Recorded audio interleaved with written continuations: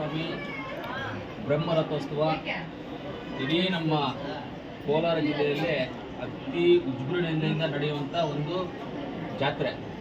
ಅದರಲ್ಲೂ ಕರ್ನಾಟಕದಲ್ಲಿ ಒಂದು ಎರಡನೇ ಮೂರನೇ ಜಾತ್ರೆ ಅನ್ಬೋದು. ಇದನ್ನು ಅತಿ ಹೆಚ್ಚು ಜನ ಸೇರೋದು ದನಗಳ ಜಾತ್ರೆ, ಅಂಗಡಿಗಳು, ಆಮೇಲೆ ಎಲ್ಲ ರೀತಿಯಾದಂಥ ಎಲ್ಲ ಕಡೆಯಿಂದ ತಮಿಳುನಾಡು, ಆಂಧ್ರ ಪ್ರದೇಶ, ತೆಲಂಗಾಣ ಕಡೆಯಿಂದನೂ ಈ ಜಾತ್ರೆಗೆ ಈ ಮನೆ ದೇವರಿದ್ದಾರೆ ಇವರು ಎಲ್ಲ ಜಾತ್ರೆಗೆ ಬರ್ತಾರೆ. ಮೊದಲನೇದಾಗಿ ಎಲ್ಲ ಜಾತ್ರೆಗೆ ಆಗಮಿಸಿರ್ತಕ್ಕಂಥ ಭಕ್ತಾದಿಗಳಿಗೂ, ಎಲ್ಲ ನಮ್ಮ ನಾಯಕರುಗಳಿಗೂ, ಎಲ್ಲ ನಮ್ಮ ಪತ್ರಕರ್ತ ಸ್ನೇಹಿತರಿಗೂ, ಮಾಧ್ಯಮ ಮಿತ್ರ ಸ್ನೇಹಿತರಿಗೂ ರಾಮಲಿಂಗೇಶ್ವರ ಸ್ವಾಮಿ ಆಯುಷು, ಆರೋಗ್ಯ, ಐಶ್ವರ್ಯ ಎಲ್ಲವನ್ನು ಕೊಟ್ಟು ಒಳ್ಳೆಯ ಮಳೆ ಕೊಟ್ಟು ಒಳ್ಳೆ ಬೆಳೆಯಾಗಿ ಕೆರೆಗಳು, ಕುಂಟೆಗಳು ಎಲ್ಲ ತುಂಬಲಿ ಅಂತ ದೇವರಲ್ಲಿ ಪ್ರಾರ್ಥನೆ ಮಾಡಿದ್ದೀವಿ. ಈಗಲೂ ನಿಮ್ಮ ಮುಖಾಂತರ ದೇವರಿಗೆ ಹೇಳ್ಕೊಳ್ತಾ ಇದ್ದೀವಿ, ಎಲ್ಲರಿಗೂ ಒಳ್ಳೆಯದಾಗುತ್ತೆ ಅಂತ ನಮಗೆ ಆ ದೇವ್ರ ಮೇಲೆ ನಂಬಿಕೆ ಇದೆ. ವರ್ಷವೂ ಯಾವ ರೀತಿಯಲ್ಲಿ ಅದ್ದೂರಿಯಾಗಿ ನಡೀತಾ ಇದೆ. ಬನ್ನಿ, ನಾನೀಗ 24 ವರ್ಷಗಳಿಂದ ಜಾತ್ರೆಗೆ ಬರ್ತಾ ಇದ್ದೀವಿ. 2009-10ರಿಂದ ನಾವು ಅದ್ದೂರಿಯಾಗಿ ನಾವು ದೇವರಿಗೆ ಇದಕ್ಕೇನಾದರೂ ಮಾಡುವಂಥ ಕೆಲಸ ಮಾಡ್ಕೊಂಡು ಬರ್ತಾ ಇದ್ದೀವಿ. ಆವತ್ತೇನು ಮಾಡ್ತಾ ಇದ್ದೀವೋ ಇವತ್ತು ಅದನ್ನೇ ಮಾಡ್ತಾ ಇದ್ದೀವಿ. ಆವತ್ತೇನು ಮಾಡ್ತಾ ಇದ್ದೀವೋ ಇವತ್ತು ಅದನ್ನೇ ಮಾಡ್ತಾ ಇದ್ದೀವಿ. ಒಳ್ಳೆಯದಾಗಿದೆ. ದೇವರು ತುಂಬ ಅದ್ದೂರಿಯಾಗಿ ನಡೆದಿದೆ. ಎಲ್ಲ ಗ್ರಾಮಸ್ಥರು, ನಮ್ಮ ಮುಳಬಾಗಿಲು ತಾಲೂಕು ಆಡಳಿತ ಎಲ್ಲ ಒಳ್ಳೆಯ ಅರೇಂಜ್ಮೆಂಟ್ಸ್ ಮಾಡಿಕೊಂಡು ಒಳ್ಳೆ ಕ್ಲೀನಾಗಿದೆ. ಆಮೇಲೆ ನಮ್ಮ ಜಿಲ್ಲಾಡಳಿತದಿಂದನೂ ನಮ್ಮ SP ಅವರು ಎಲ್ಲರೂ ಇಲ್ಲೇ ಇದ್ದಾರೆ. SP ಇಲ್ಲೇ ಇದ್ದಾರೆ. SP, ಅಡಿಷನಲ್ SP, DYSP, ನಮ್ಮ ಕೋಲಾರ DYSP ಅವರು, ಅಡಿಷನಲ್ SP ಅವರು ಎಲ್ಲರೂ ಇಲ್ಲಿ ಸೆಕ್ಯೂರಿಟಿಗೆ ಬಂದಿದ್ದಾರೆ. ಒಳ್ಳೆ ಅರೇಂಜ್ಮೆಂಟ್ ಮಾಡ್ಕೊಂಡಿದ್ದಾರೆ. ತುಂಬ ಚೆನ್ನಾಗಿದೆ.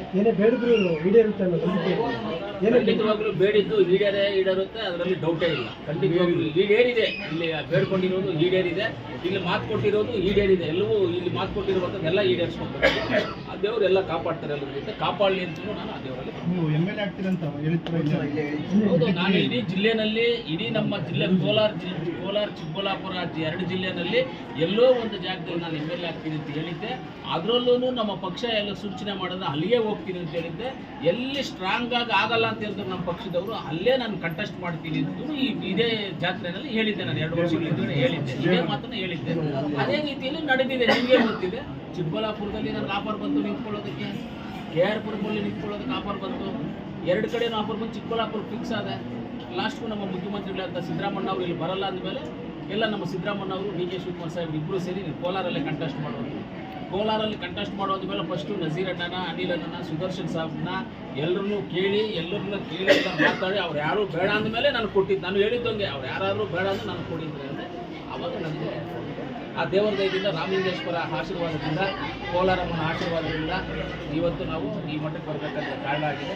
ಆ ದೇವರಿಗೆ ನಾನು ಪಾದಗಳಿಗೆ ನಮಸ್ಕರಿಸ್ತೀನಿ. ಆ ದೇವರು ಯಾವಾಗಲೂ ಸುಖವಾಗಿ ಇದೇ ರೀತಿಯಲ್ಲಿ ಕಾಪಾಡ್ಕೊಂಡು ಬರಲಿಂದ ಆ ದೇವರಿಗೆ ಸರ್. ಅಂದರೆ ಕೋಲಾರ ಜಿಲ್ಲೆಯಲ್ಲಿ ಏನಾಗ್ತಿದೆ ಸರ್? ಕಾಂಗ್ರೆಸ್ ಶಾಸಕರು ಎಲ್ಲರೂ ಬೈತಾ ಇದ್ದಾರೆ. ಕಾಂಗ್ರೆಸ್ ಶಾಸಕರು ಉಸ್ತುವಾರಿ ಮಂತ್ರಿ ಬೈತಾರೆ, ನಿಮ್ಮನ್ನು ಸಹಿತ ಬೈತಾ ಇದ್ದಾರೆ.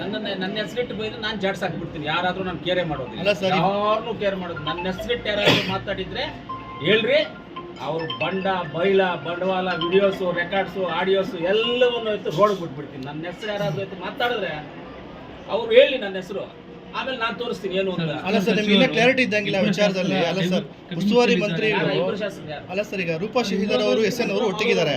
ಇನ್ನಿಬ್ರು ಉಳಿದಿರೋದು ನೀವು ಮತ್ತೆ ನಂಜೇಗೌಡ ಅವರು ಇಬ್ರು ಉಳಿದಿದ್ರು ಅಷ್ಟೇ. ಅದನ್ನ ಕ್ಲಾರಿಟಿ ಸಿಕ್ಕಿಲ್ಲ ನೀವೇ ಅಂತ ಅಂದ್ಬಿಟ್ಟು ನಿಮ್ಗೆ ಅಂತ.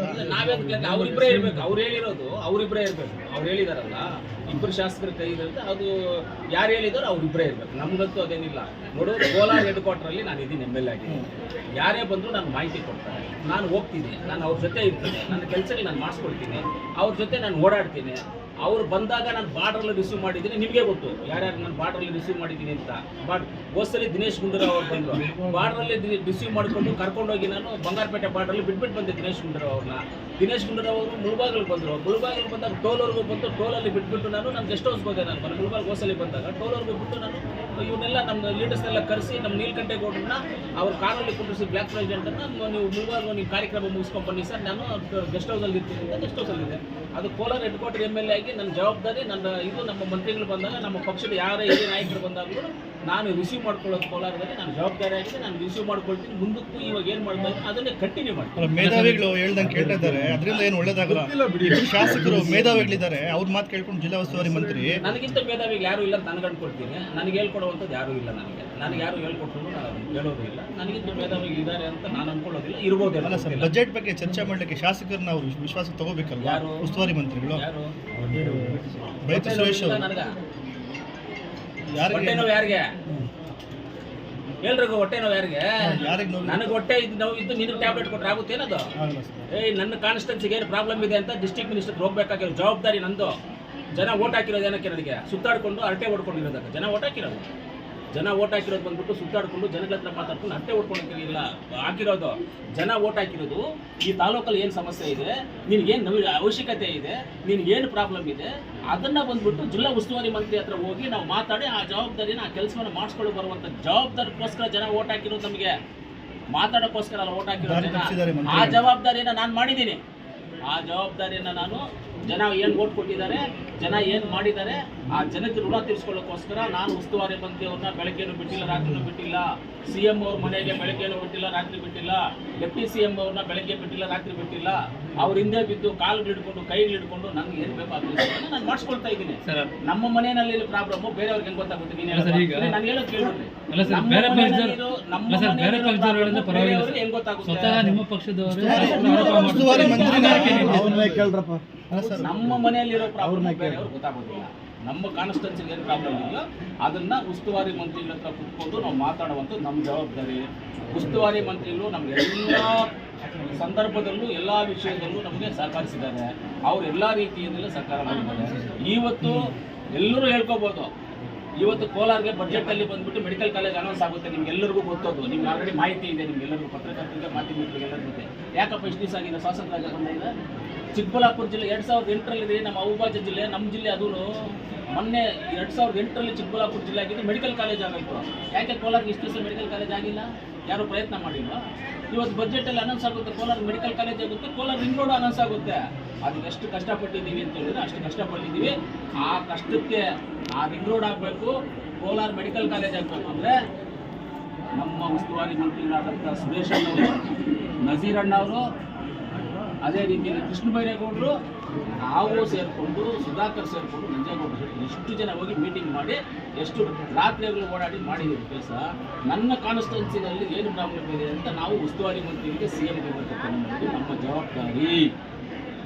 ವಿಶ್ವಾಸಕ್ಕೆ ತಗೊಂತ ಇಲ್ಲ. ಯಾರು ಹೋಗಿ ಕೇಳ್ಬೇಕಲ್ಲ ನೀವು, ಉಸ್ತುವಾರಿ ಮಂತ್ರಿಗಳೇ ಹೋಗಿ ಕೇಳಿದ್ರೆ ಮಾಡ್ತಾರೆ. ಹೋಗದಿದ್ರೆ ಯಾರು ಮಾಡ್ತಾರೆ? ನಮಗೂ ನೋವಿರೋದ್ರಿಂದ ನಾವು ಹೋಗ್ಬೇಕಪ್ಪ. ಉಸ್ತುವಾರಿ ಮಂತ್ರಿಗಳಿಗೆ ನಮ್ಮ ತಾಲೂಕಲ್ಲಿ ಎಲ್ಲಿ ರೋಡ್ ಹಾಕ್ಬೇಕು, ಎಲ್ಲೇನಾಗಬೇಕು ಅಂತ ಏನು ಗೊತ್ತಿರುತ್ತೆ ಅವ್ರಿಗೆ. ಅವ್ರಿಗೆ ನಾವು ತಿಳಿಸ್ಬೇಕು, ಅಣ್ಣ ಈ ಥರ ಇದೆ, ಹಿಂಗಿದೆ ಅಣ್ಣ, ಇದನ್ನು ಮಾಡಬೇಕು ಅನ್ನೋದನ್ನ ನಾವು ತಿಳಿಸ್ಬೇಕು ಉಸ್ತುವಾರಿ ಮಂತ್ರಿಗಳಿಗೆ. ಉಸ್ತುವಾರಿ ಮಂತ್ರಿಗಳು ತಿಳಿಸುವಂಥ ಜವಾಬ್ದಾರಿ ಕೂಡ ಇರಬೇಕು ನಮಗೆ. ಆ ಜವಾಬ್ದಾರಿ ತಗೊಂಡು ಅವ್ರಿಗೆ ಹೇಳ್ಬೇಕು. ಅವ್ರಿಗೇನು ಬೇರೆ ದೇವ್ರು ಬಂದ್ಬಿಟ್ಟು ಅವ್ರು ಟಿವಿನಲ್ಲಿ ಹೇಳಲ್ಲ ಅವ್ರಿಗೆ ನಮ್ಗೆ ಇಂಥ ಪ್ರಾಬ್ಲಮ್ ಇದೆ, ಅವ್ರನ್ನ ಮಾತಾಡಿ ಹೋಗಿ.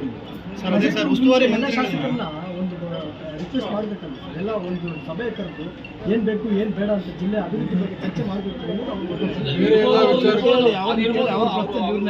ಅಲ್ಲಲ್ಲ, ಬೇರೆ ಎಲ್ಲ ವಿಚಾರಕ್ಕೂ ಉಸ್ತುವಾರಿ ಮಂತ್ರಿ ಹತ್ರ ಹೋಗಕ್ಕಾಗುತ್ತೆ, ಕೆಲಸ ಮಾಡ್ಕೊಳಕ್ಕಾಗುತ್ತೆ. ಟ್ರಾನ್ಸ್ಫರ್ಗಳು ಮಾಡೋಕ್ಕೆ ಉಸ್ತುವಾರಿ ಮಂತ್ರಿ ಹತ್ರ ಹೋಗಕ್ಕಾಗುತ್ತೆ, ಕೆಲಸ ಮಾಡ್ಕೊಳಕ್ಕಾಗುತ್ತೆ. ಯಾರು DC ಬರಬೇಕು, ಯಾರು EDC ಬರಬೇಕು, ಯಾರು AC ಬರಬೇಕು, ಯಾರು ಜಿಲ್ಲಾ ಅಧಿಕಾರಿಗಳು ಬರಬೇಕು, ಹೋಗಕ್ಕಾಗುತ್ತೆ, ಕೆಲಸ ಮಾಡ್ಕೊಳಕ್ಕಾಗುತ್ತೆ. ಬಜೆಟ್ ಬರ್ತಾರೆ ಅಂತ ಇಡೀ ದೇಶಕ್ಕೆ ಗೊತ್ತಿದೆ, ಯಾವಾಗ ಬಜೆಟ್ ಮಾಡ್ತಾರೆ ಮುಖ್ಯಮಂತ್ರಿಗಳು, ಅದಕ್ಕೂ ಹೋಗ್ಬೇಕಪ್ಪ. ತಪ್ಪೇನಿದೆ ಇದ್ರಲ್ಲಿ? ಹೋದ್ರೆ ಪ್ರತಿಷ್ಠೆ ಏನಿದೆ ಇದರಲ್ಲಿ? ಮತ್ತೆ KDP ಸಭೆ ಬರಲ್ಲ ಅವರು, ಅದೆಲ್ಲ ನೀವು ಹೇಳ್ಬೇಕು, ನೀವು ಕೇಳಬೇಕು. KDP ಸಭೆ ಯಾರಿಗೋಸ್ಕರ ಮಾಡೋದು? KDP ಸಭೆ 3 ತಿಂಗಳಿಗೊಮ್ಮೆ ಮಾಡೋದು. ಸರ್ಕಾರದ ಯೋಜನೆಗಳನ್ನ ಏನು ಅಧಿಕಾರಿಗಳು ಹಂತದಲ್ಲಿ ಏನು ಅನುಷ್ಠಾನ ಆಗ್ತಾ ಇದೆಯಾ ಇಲ್ವಾ, ಉಪಯೋಗ ಆಗ್ತಾ ಇದೆಯಾ ಇಲ್ವಾ ಅಂತ ಅದಕ್ಕೆ ಬರಲಿಲ್ಲ ಅಂದ್ರೆ ನಾವೇನು ಮಾಡೋದು? ಸರ್ DCC ಬ್ಯಾಂಕ್ ಚುನಾವಣೆ ಆಗದಿರೋದಕ್ಕೆ ಕೆಲವರು ಕಾರಣ ಇದ್ದಾರೆ. ನಮ್ಮ ಜಿಲ್ಲೆಯವರು ಅಂತ ರೂಪಾ ಶಶಿಧರ್ ಹೇಳಿದ್ದಾರೆ. ಅದಕ್ಕೆ ಏನು ಹೇಳ್ತಾರೆ ಅಧಿಕಾರದಲ್ಲಿರೋರು ಅಂತ? ಹಾಂ ಸರ್, ಹಾಂ ಸರ್. DCC ಬ್ಯಾಂಕು ಚುನಾವಣೆ ಆಗೋದಕ್ಕೆ ಅಡ್ಡಗಾಲ ಹಾಕಿರೋದು ಯಾರು? ಚೆನ್ನಾಗಿ ಅರ್ಥ ಮಾಡ್ತೀವಿ. ನಾನು ಹೇಳ್ತೀನಿ, ಕ್ಲೀನಾಗಿ ಅರ್ಥ ಮಾಡ್ತೀವಿ. DCC ಬ್ಯಾಂಕಿಗೆ ಎನ್ಕ್ವೈರಿ ಮಾಡೋಕ್ಕೆ ಅಂತ ಸರ್ಕಾರದಿಂದ ಒಂದು ಆದೇಶ. ಏನು ಎನ್ಕ್ವೈರಿ ಮಾಡಿ, ಎನ್ಕ್ವೈರಿಗೆ ಯಾರನ್ನಾದ್ರೂ ಒಬ್ಬನ ಅಪಾಯಿಂಟ್ ಮಾಡಿದಾಗ ಅದ್ರ ಮೇಲೆ ಹೋಗಿ ಸ್ಟೇ ತರ್ತಾರೆ. ಯಾವುದ್ರ ಮೇಲೆ? ಎನ್ಕ್ವೈರಿಗೆ ಒಂದು ಮನುಷ್ಯನ ಹಾಕ್ತಾರೆ, ಯಾರೋ ಒಂದು ಆಫೀಸರ್ನ ಹಾಕ್ತಾರೆ, ಅದ್ರ ಮೇಲೆ ಸ್ಟೇ ತರ್ತಾರೆ. DCC ಬ್ಯಾಂಕಿಗೆ ಒಂದು MDನ ಹಾಕಿದ್ರೆ ಆ MD ಬೇಡ ನಮಗೆ ಅಂತ MD ಮೇಲೆ ಹೋಗಿ ಕೋರ್ಟಲ್ಲಿ ಒಂದು ಸ್ಟೇ ತರ್ತಾರೆ, ಆ MD ಬರಬಾರ್ದು ಅಂತ. 19 DCC ಬ್ಯಾಂಕಿಗೆ ಸಂಬಂಧಪಟ್ಟಂಗೆ 19 ಸ್ಟೇಗಳಿದೆಯಪ್ಪ. ಯಾರು ತೊಗೊಂಡಿರೋದು ಆ ಸ್ಟೇಗೆಲ್ಲ? ನಾನಾ? ಅನಿಲ್ ಅಣ್ಣ? ಸುರೇಶ್ ಅಣ್ಣ? 19 ಕೇಸ್ ಸುರೇಶ್ ಅಣ್ಣ ತೊಗೊಂಡವ್ರ? ನಂಜೇಗೌಡ ತೊಗೊಂಡವ್ರ? ಯಾರು ತೊಗೊಂಡಿದ್ದಾರೆ ಸ್ಟೇ? ಸ್ಟೇ ತೊಗೊಂಡಿರೋದು ಯಾರು? ನಿಮ್ಗೆಲ್ಲ ಆಗ್ತೀನಿ. ನೀವು ಎಲ್ಲರಿಗೂ ಹಾಕಿ 19 ಸ್ಟೇಗಳು ತಗೊಂಡಿದ್ದಾರೆ. ಏನಕ್ಕಪ್ಪ ನೀವು ಒಳ್ಳೆಯವರಾದ್ರೆ ಯಾಕೆ ಸ್ಟೇ ತಗೊಂಡಿದ್ದೀರಾ ನೀವು? ಯಾರು ಅಂತ ಹೇಳಿ ಯಾರು ಗೋವಿಂದಗೌಡ್ರೆ ತಗೊಂಡಿರೋದು? ಗೋವಿಂದಗೌಡ್ರೆ ತಗೊಂಡಿರೋದು ಅವರೇ ಎಲ್ಲ ಸ್ಟೇಜ್ ತಗೊಂಡಿದ್ದು. ನಾವೆಲ್ಲ ಅವ್ರ ಥರ ನಾವೇನು ಬಂದ್ಬಿಟ್ಟು ಗುಬ್ಲೆಗಳೆಲ್ಲ ನಾವು ವಿರೋಧ ಹೇಳ್ತೀವಿ ಡೈರೆಕ್ಟಾಗಿ. ನಿಮಗೂ ಫೋಟೋಗಳು ವಿಡಿಯೋಗಳು ಕೊಡ್ತೀವಿ. ಕೋರ್ಟ್ಗಳ ಹತ್ರ ಕುತ್ಕೊಂಡು ಮರಗಳಗಡೆ ಕುತ್ಕೊಂಡು ಏನೇನು ಮಾಡ್ತಾ ಇದ್ರು ಅಂತ ಬೇಕಂದ್ರೆ ಫೋಟೋಸು ವಿಡಿಯೋಸು ಕಳಿಸ್ತೀನಿ ನಿಮಗೆಲ್ಲ. ಗೋವಿಂದಗೌಡ್ರ ಅಂತ ಒಳ್ಳೆ ಮನುಷ್ಯ ಆದರೆ ನೀವು ಏನು ಅವ್ಯವಹಾರ ನಡೆದಿಲ್ಲ ಅಂತ ಹೇಳಿದ್ರೆ ಸ್ಟೇಜ್ ಲೆಕ್ಕಪ್ಪ ತಗೊಳ್ತೀವಿ. ಎನ್ಕ್ವೈರಿಗೆ ಬಿಡು, ಎನ್ಕ್ವೈರಿಗೆ ಬಿಡಪ್ಪ. ನೀನು ಒಳ್ಳೆಯವನು, ನಾನು ಒಪ್ಕೊಳ್ತೀನಿ, ನಿಜ ನೀನು ಒಳ್ಳೆಯವನು. ಯಾಕೆ ಸ್ಟೇಜ್ ತಗೊಂಡಿದ್ದೀರಾ? ಎನ್ಕ್ವೈರಿ ಮಾಡೋದಕ್ಕೆ ಎನ್ಕ್ವೈರಿ ಆಫೀಸರ್ನ ಆಗ್ತಾನೆ ಇಷ್ಟೊತ್ತು ತಗೊಳ್ತೀರಾ? 19 ಸ್ಟೇ ಎಷ್ಟು ನಿಮ್ಮ ಬಾಯಿಂದ ಒಂದ್ಸರಿ ಹೇಳ್ರಿ. ಅದು 19 ಹಂಗೆ 19 ಸ್ಟೇಟ್ ತಗೊಂಡಿದ್ದೀರಾ. ಯಾಕೆ ತಗೋಬೇಕು ಸ್ಟೇಟ್? ಹಂಗೆ ನೀವು ಎನ್ಕ್ವೈರಿ ಮಾಡೋದು. ಎನ್ಕ್ವೈರಿ ಆಫೀಸರ್ ಆಗ್ತದಾಗ ಎನ್ಕ್ವೈರಿ ಆಗಲಿ. ನೀವು ತಪ್ಪು ಮಾಡಿಲ್ಲ, ಎಸ್ ರೈಟ್ ಅಕ್ಸೆಪ್ಟೆಡ್, ನೀವು ತಪ್ಪು ಮಾಡಿಲ್ಲ, ಎನ್ಕ್ವೈರಿ ಮಾಡಲಿ ಬಿಡಿ. ಹಾಗಾದ್ರೆ ಈಗ ದೊಡ್ಡ ಮಟ್ಟದಲ್ಲಿ ಹಗರಣ ಆಗಿದೆ ಅಂತ ಗೊತ್ತಾಗ್ತಿದೆ. ನನಗೆ ಏನಾಗಿದೆ ಅಂತ ನನಗೆ ಗೊತ್ತಿಲ್ಲ. ನಾನೇನು DCC ಬ್ಯಾಂಕಲ್ಲಿ ಇದ್ದಿಲ್ಲ, DCC ಬ್ಯಾಂಕಲ್ಲಿ ಹೋಗಿಲ್ಲ. DCC ಬ್ಯಾಂಕ್ ಡೈರೆಕ್ಟರ್ಸ್ ಇಬ್ರು ಇದ್ದಾರೆ. ಇಬ್ರು DCC ಬ್ಯಾಂಕ್ ಡೈರೆಕ್ಟರ್ ಇಬ್ರು ಇದ್ದಾರೆ. ಶ್ರೀಕಂಠೇಗೌಡ ಅಡಿಲ್ಲ ನಾನು ಇದ್ದಾರೆ, ಇಬ್ರು ಇದ್ದಾರೆ. DCC ಬ್ಯಾಂಕಲ್ಲಿ ಅವ್ಯವಹಾರ ನಡೆದಿದೆಯೋ ಇಲ್ವೋ ನನಗೆ ಗೊತ್ತಿಲ್ಲ, ನಾನು ಹೇಳೋದು ಇಲ್ಲ. ಸರಿ, ಎನ್ಕ್ವೈರಿಗೆ ಹಾಕಿದಾಗ ಯಾಕೆ ನೀವು ಸ್ಟೇ ತಗೊಂಡ್ಬರ್ತೀರಾ? ಅಲ್ಲಿಗೆ ನೀವು ತಪ್ಪು ಮಾಡಿದ್ದೀರ ಅಂತ ನಾವು ಅನ್ಕೊಳ್ತೀವಿ. ಹಂಗಾಗಿ ಸ್ಟೇಲೆಲ್ಲ ವೆಕೆಟ್ ಮಾಡಿಸ್ಕೊಂಡು ಬನ್ನಿ. ಎನ್ಕ್ವೈರಿ ಆಗೋದಾಗಲಿ ಎಲ್ಲ ಇಷ್ಟೊಂದು ಎನ್ಕ್ವೈರಿಗೆಲ್ಲ ಆಗಿತ್ತು. ಕೋರ್ಟಲ್ಲಿ ಇವಾಗ ಸ್ಟೇ ಇರೋದ್ರಿಂದ ಎಲೆಕ್ಷನ್ ಆಗಿಲ್ಲ. ಈಗ ಸೇಮ್ ಕ್ವಶನ್ ಕೋಮಲ್ಗೆ ಪ್ರಶ್ನೆ ಮಾಡಿ. ಯಾರು ಕೋಮಲಲ್ಲಿ ಕೂಡ ಹಗರಣಗಳಾಗಿ ತನಿಖೆ ಮಾಡಿಸಿ ಅಂತ SN ಕೇಳ್ತಾ ಇದ್ದಾರೆ. ಹೌದು, ಮಾಡಲಿ ತನಿಖೆ. ಯಾರು ಕೋಮಲಲ್ಲಿ ತನಿಖೆ ಆಗಬಾರ್ದು ಅಂತ ಯಾರು ಸ್ಟೇ ತಗೊಂಡಿದ್ದಾರಾ? ಕೋರ್ಟ್ಗೆ ಹೋಗಿದ್ದಾರಾ? ತನಿಖೆ ವಿಚಾರ ಕೋರ್ಟ್ ಹೋಗಿಲ್ಲ. ಯಾರು ಹೋಗೋದು ಬಿಡಿ, ಹೋಗ್ತಾನೂ ಇಲ್ಲ. ತನಿಖೆ ಆಗಲಿ, ನಾವು ಒತ್ತಾಯ ಮಾಡ್ತೀವಿ. ಕೋಮಲಲ್ಲೇನಾದರೂ ಅವ್ಯವಹಾರ ನಡೆದಿದ್ರೆ ತನಿಖೆ ಆಗಬೇಕು.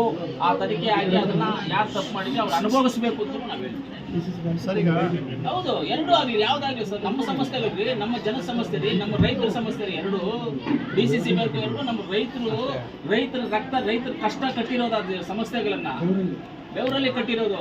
ಯಾರೇ ತಪ್ಪು ಮಾಡಿದ್ರು ಆ ರಾಮಲಿಂಗೇಶ್ವರ ಸ್ವಾಮಿ ಹತ್ರ ಕೇಳ್ಕೊಳ್ತೀನಿ, ಆ ಎರಡು ಸಮಸ್ಯೆನಲ್ಲಿ ಯಾರಾದರೂ ತಪ್ಪು ಮಾಡಿ ದುಡ್ಡು ತಿಂದು ಏನಾದರೂ ಆಗಿದ್ದೆ ಅವರಿಗೆ ಕುಷ್ಠರೋಗ ಬರಲಿ, ಹಾರ್ಟ್ ಅಟ್ಯಾಕ್ ಬರಲಿ, ಶುಗರ್ ಬರಲಿ, BP ಬರಲಿ, ಕ್ಯಾನ್ಸರ್ ಬರಲಿ, ಬ್ರೈನ್ ಟ್ಯೂಮರ್ ಬರಲಿ, ಅವರಿಗೆ ಎಲ್ಲವೂ ಬರಬೇಕು.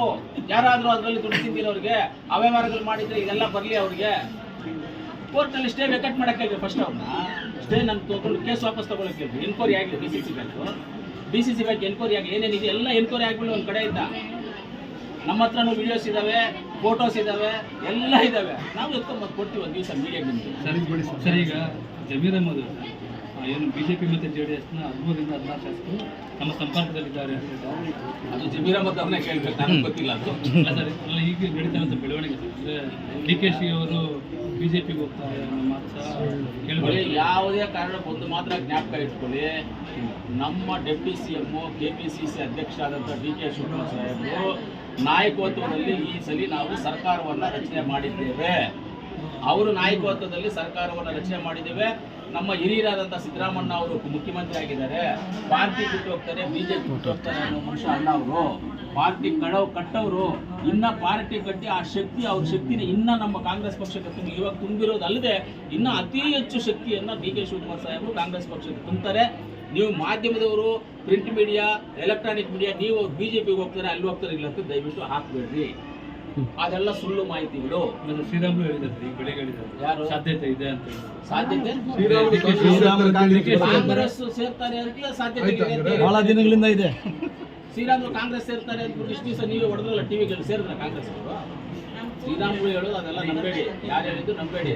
ನೀವು ಬೇಕು ಅಂದರೆ ಡೈರೆಕ್ಟಾಗಿ ನಮ್ಮ deputy CM DK Shivakumar Saheb ಏನು ಹೇಳ್ತಾರೆ ಅದನ್ನು ಕೇಳಿ, ಅವ್ರನ್ನೇ ಕೇಳಿ. ಅವ್ರ ಪಕ್ಷ ಕಟ್ಟಿರೋದು ರಾತ್ರಿ ನಿದ್ದೆ ಇಲ್ಲದೆ ಪಕ್ಷ ಕಟ್ಟಿರೋದು. ನಿದ್ದೆ ಹೋಗಿಲ್ಲ, ಅವರು ಬರೀ ಕಾರಣಗಳಲ್ಲೇ ನಿದ್ದೆ ಹೊಡ್ಕೊಂಡು ಇಟ್ಬಿಟ್ಟವ್ರೆ. ಅಂತ ಪಕ್ಷ ಕಟ್ಟೋರು ಪಕ್ಷ ಬಿಟ್ಟು ಹೋಗ್ತೀನಿ ಅಂತ ಯಾರನ್ನ ನಂಬೋ ವಿಚಾರದಲ್ಲಿ ನಮ್ಮ ವಿಚಾರಣೆ ನಡವಳಿಕೆ ಆಗಿದೆ ಸರ್. ಏನಿಲ್ಲ, ನಡವಳಿಕೆ ತುಂಬಾ ಚೆನ್ನಾಗಿದೆ, ಆರಾಮಾಗಿದ್ದಾರೆ, ಒಳ್ಳೆ ನಡವಳಿಕೆ ಇದೆ. ಕಾಂಗ್ರೆಸ್ ಪಕ್ಷದಲ್ಲಿ ಅವ್ರ ಶಕ್ತಿ, ಅವ್ರ ಬಲ ತುಂಬಾ ಇದೆ. ಇವಾಗ ಅವ್ರ ನಾಯಕತ್ವದಲ್ಲಿ ನಾವು ಕಾಂಗ್ರೆಸ್ ಪಕ್ಷ ರಚನೆ ಮಾಡಿದ್ವಿ. ಮುಂದಿನ ದಿನಗಳಲ್ಲಿ ಅವ್ರ ನಾಯಕತ್ವದಲ್ಲಿ ಕಾಂಗ್ರೆಸ್ ಪಕ್ಷವನ್ನು ನಾವು ತರ್ತೀವಿ.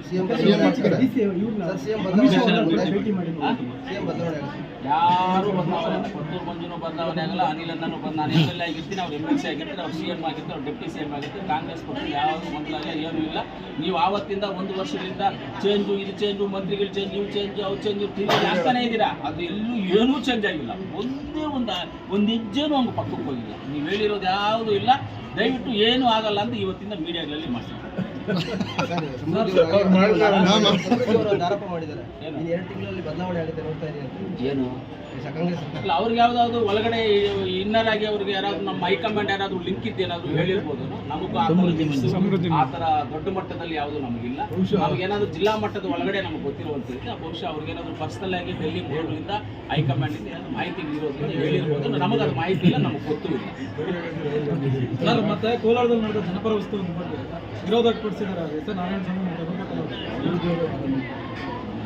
ಜನಪರ ಉತ್ಸವದಲ್ಲಿ ಜಿಲ್ಲಾಧಿಕಾರಿಗಳು ಎಲ್ಲ ಶಾಸಕರಿಗೂ ಮಾಹಿತಿಯನ್ನು ಕೊಟ್ಟಿದ್ದಾರೆ. ಪೂರ್ವಭಾವಿ ಸಭೆಗೆ ಎಲ್ಲರನ್ನು ಕರೆದಿದ್ದಾರೆ. ಜಿಲ್ಲಾಧಿಕಾರಿಗಳಿಗೆ ನಾನೇ ಖುದ್ದಾಗಿ ಕೇಳಿದೆ, ಸರ್ ಎಲ್ಲರಿಗೂ ಮಾಹಿತಿ ಕೊಟ್ಟಿದ್ದೀರ ಅಂತ ಕೇಳಿದ್ರೆ ಎಲ್ಲರಿಗೂ ನಾನೇ ಫೋನ್ ಮಾಡಿ ಪೂರ್ವಭಾವಿ ಸಭೆಗೆ ಕರೆದಿದ್ದೀನಿ ಅಂತ ಹೇಳಿದ್ದಾರೆ. ಜಿಲ್ಲಾಧಿಕಾರಿಗಳು ನನ್ನನ್ನು ಕರೆದಿದ್ರು, ನಾನು ಹೋಗಿದ್ದೀನಿ. ನನ್ನ ಜೊತೆಗೆ ಅವತ್ತು ಬಂದಿದ್ದು ಅನಿಲಣ್ಣ ಬಂದಿದ್ರು, ಗೋವಿಂದರಾಜ್ ಅವರು ಬಂದಿದ್ರು, ವೆಂಕಟೇಶ್ವರರೆಡ್ಡಿ ಅವರು ಬಂದಿದ್ರು. ಇಲ್ಲ, ವೆಂಕಟೇಶ್ವರರೆಡ್ಡಿ ಬಂದಿದ್ರು, ನಂಜೇಗೌಡರು ಬಂದರು. ವೆಂಕಟೇಶ್ವರರೆಡ್ಡಿ ಬಂದು ಹೋಗ್ಬಿಟ್ಟವರು, ನಂಜೇಗೌಡರು ಬಂದಿದ್ರು. ಇವರು ಮಿಕ್ಕಿದವರು ಬಂದಿಲ್ಲ. ಎಂಪಿನೂ ಕಾರ್ಯಕ್ರಮಕ್ಕೆ ಬಂದಿದ್ರು, ಪೂರ್ವಭಾವಿ ಸಭೆಗೆ ಬಂದಿದ್ರು. ಅಂದರೆ ಮಿಕ್ಕಿದವರು ಬಂದಿಲ್ಲ. DC ಅವರು ಎಲ್ಲರಿಗೂ ಮಾಹಿತಿ ಕೊಟ್ಟಿದ್ದಾರೆ. ಅವರವರು ಆಫೀಸಿಗೆ, ಅವರವ್ರ ಮನೆಗಳಿಗೆ ಎಲ್ಲರಿಗೂ ಇನ್ವಿಟೇಷನ್ ಕೊಟ್ಟಿದ್ದಾರೆ. ಬಂದಿಲ್ಲ ಅಂತ ಹೇಳಿ ನಾವೇನು ಮಾಡೋದು? ಸರ್, ಈಗ DCC ಬ್ಯಾಂಕ್ ವಿಚಾರದಲ್ಲಿ ಈಗೇನು ಸ್ಟೇ ತಗೊಂಡಿದ್ದಾರೆ ಅಂತ ಈಗ MLA ಅವರು ಹೇಳ್ತಾ ಇದ್ದಾರೆ ಸರ್. ಎಲ್ಲ